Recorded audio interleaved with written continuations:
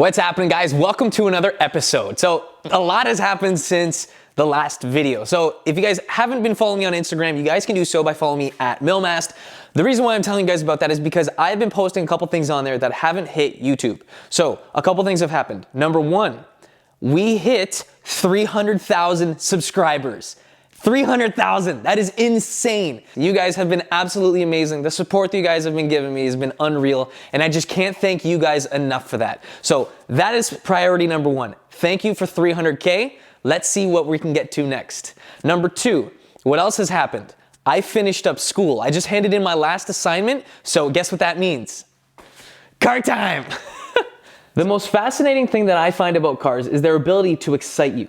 The fact that your car can be loud, quick, nimble, agile, appealing, all will make you smile. The thing that I find the most appealing is the fact that the cars can make some pretty cool noises. So given that you have an aftermarket intake on your car, you'll be able to hear the induction noise. If you have an aftermarket exhaust system on your car, you'll be able to hear all that fun noise that's basically telling you how much fuel you're burning. It's really sweet. Now, given that this car behind me, my Mini Cooper, is turbocharged, I want to hear the choo-choo noises. When it spools up, I want to be able to hear that. In today's video, I'm going to be addressing that. A factory Mini Cooper S doesn't really make much noise. If you opt for a JCW or a GP, it does make a little bit more than normal, but it's still on the tamer side of things. Under the hood of a factory Mini Cooper, we'll be able to find the intercooler hoses that are both found underneath the coolant tank, and if we take a little bit of closer look, we'll be able to find that there's an intake resonator on the bottom side of the intercooler piping. What that piece does is it makes the turbocharged air, once it compresses, it makes all that noise quieter. If you're looking to hear that extra noise that your turbocharger makes, a system like this isn't exactly ideal. The hoses are also made out of a reinforced rubber that does eventually degrade, and you can see that the hose doesn't look uniform. Look at that hump. That's not exactly ideal. Now, an upgrade sure sounds good to me. Now, once you build that boosted pressure, what happens if you want to hear the noise once it releases it? Well, the factory diverter valve makes it really quiet. It recirculates the pressurized air from the turbocharger back into the intake system. You'll be able to find the recirculatory valve found below the intake piece found at the turbocharger. The upgraded reinforced silicone hoses and our TurboSmart 50/50 recirculatory valve will make those differences noticeable. So what we're going to be able to see is an increase in boost pressure, an increase in consistency, and we're going to be able to hear the fun noises that our turbocharger makes. So let's start off with what we have here in the corner. This is a product from TurboSmart.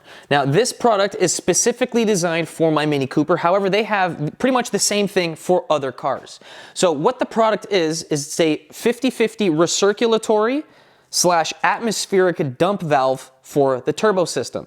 So in the car, you'll find something like this. This here is what's called a diverter valve, and it diverts all the pressurized air at the turbo, and it diverts it back to the intake system once you let off the throttle. So if you're making boost, this here actuates, and then the air can recirculate back to the intake system. Now, this here is a quiet setup. It works, it does the trick, but if you guys have a turbo car and you guys want to hear some turbo noises, this is your best bet. So a little bit of the air will recirculate back into the turbo system, and then on this side here, some of the air will vent to the atmosphere. Now, I'm going to be adjusting a couple things on this setup. However, what you're essentially going to want to do is you're going to want to turn this to harden. So this here is going to make the spring that's inside this unit at the stiffest setting. Everything else that we need to install this is actually going to be included in the kit. So from the port to the sensor, so we're not going to get any codes, no problems, and we're going to have a really sick mod after this. So that's thing number one. This is from TurboSmart. Going to number two. This here is turbo piping. So we have a silicone hose here. You can see it's reinforced. It comes with a noise generator delete. So on the stock system here, you can see that there's another pipe that branches off, and this diverts to inside the cabin where you would hear a little bit of that turbo noise whenever you're driving. This decreases the throttle response, and it also makes a couple other changes to the car. So since we're going to be making the car slightly louder with this, what we're going to be doing is deleting this section here and upgrading these hoses. So we have the shorter piece here that goes in between the charge pipe and the intake manifold, and then the other long piece that attaches to the intercooler. To get started with installing these silicone hoses that we have here, it's very simple. All we have to do is remove the one worm gear clamp found at the top at the turbocharger, and the other one that's found on the bottom side on the rear side of the intercooler. All that you need is a flathead screwdriver like this, and you're just going to turn the little worm gear clamp that's found right here. So there's going to be one of them found at the top and another one on the bottom. Either loosen them or tighten them to put them in place.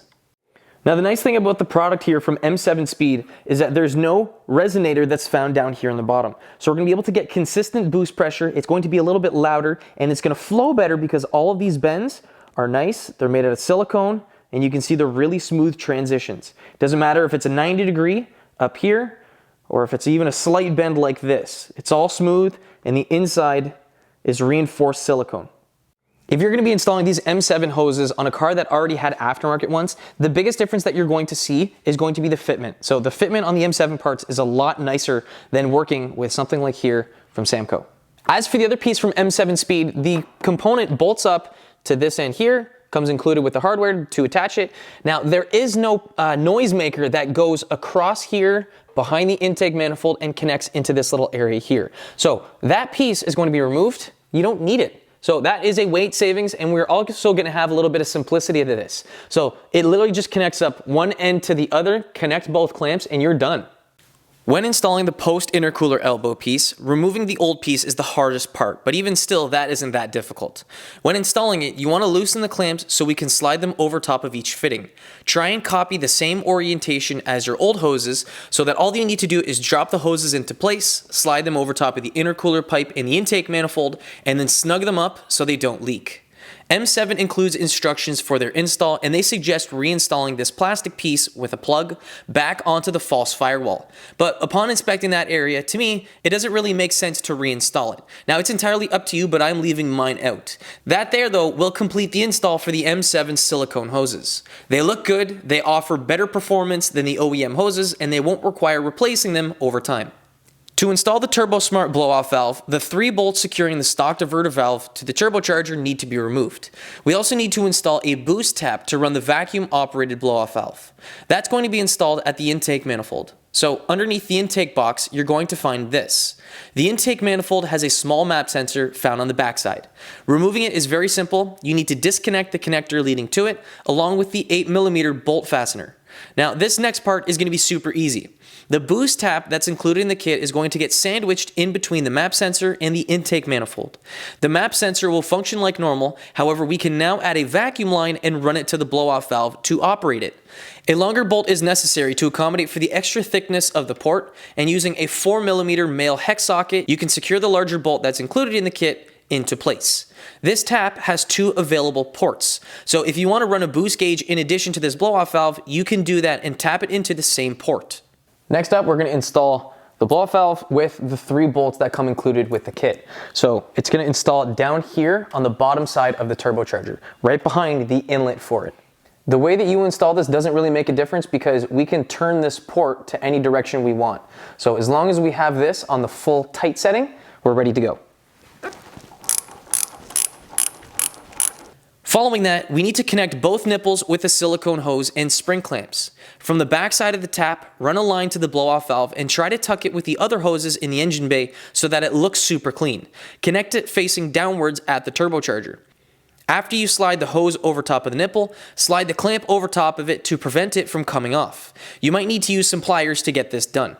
Last but not least, we need to install this. So this comes included in the kit, and what it does is it tricks the computer. So originally, the car has this little sensor here hooked up to the recirculatory valve, and this is computer controlled. So you can see there's 2 prongs on the electrical connector. So what we need to do is find that same electrical connector down here, which is a part of the wiring harness, and we need to install this guy. Now, I'm probably going to zip tie it or attach it to the wiring loom that's down there, but what you're essentially just looking to do is connect this up to the OEM wiring harness, and then just have it set aside so that the ECU is tricked into thinking that, well, nothing's broken, because we don't technically have anything mechanically operated. Everything now is going to be vacuum operated. So with that little connector zip tied up to the wire for the O2 sensor, the install for the blow-off valve is pretty much done. Now, it doesn't really make a difference if you're using the 50/50 recirc or if you're doing the full 100% recirc valve, the install is going to be the same. It's entirely driven off of the vacuum pressure that's found on the intake manifold. So once I put all the engine oil in, the transmission fluid, once I do an oil change, the brakes and everything, only at that point we'll be able to turn the car on and show you what this sounds like.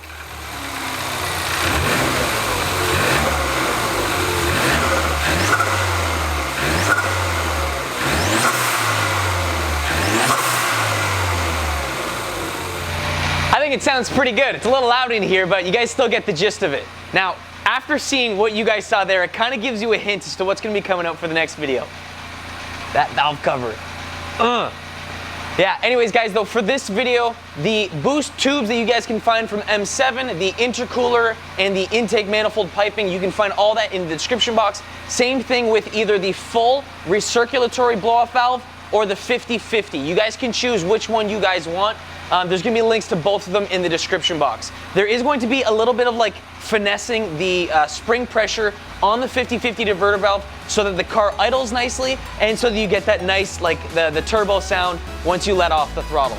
But anyways guys, if you guys want to find any more information about the video, you guys can find more info in the description box. Thank you guys so much for watching. I'll see you in the next one. Peace.